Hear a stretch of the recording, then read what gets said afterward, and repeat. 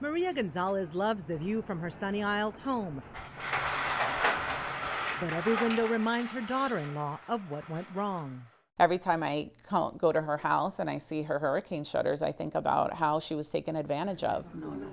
Michelle Carpio says her mother-in-law gave a contractor more than $2,000 as a down payment for hurricane shutters. Pensé que iban a hacer el trabajo bueno. She says she thought they were going to do a good job, but in the end felt tricked. The contractor disappeared along with this housekeeper's money. She doesn't have disposable income to just give away $2,000 like that. That's why they jumped on the chance to get their money back from the Florida Homeowners Construction Recovery Fund, money that comes from a surcharge on all building permits.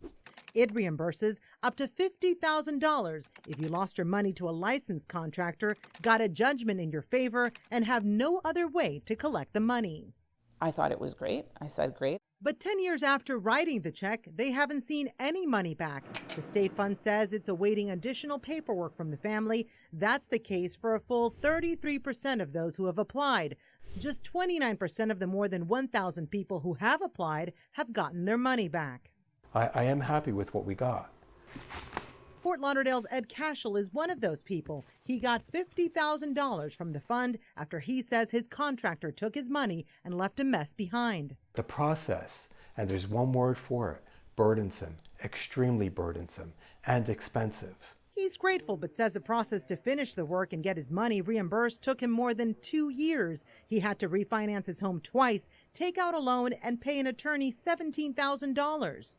The whole recovery fund needs to be looked at by legislators because it really needs revision.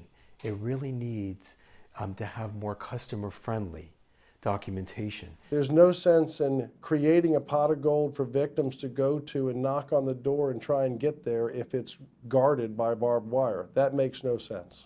Attorney David Durkee says the fund is an important safety net for consumers, but has too many legal hoops to jump through. They need to make procedures that are understandable and procedures that an ordinary consumer can do by themselves. It's a process Michelle and her mother-in-law are trying to do alone. We don't even know if she's going to see her money back, and we're trying to see if there's anything that we can do. We contacted the state fund and found out exactly what paperwork is still needed from Michelle and her mother-in-law. They are now in the process of submitting it. They will keep waiting. It certainly will take the bad taste out of our mouth. And hoping.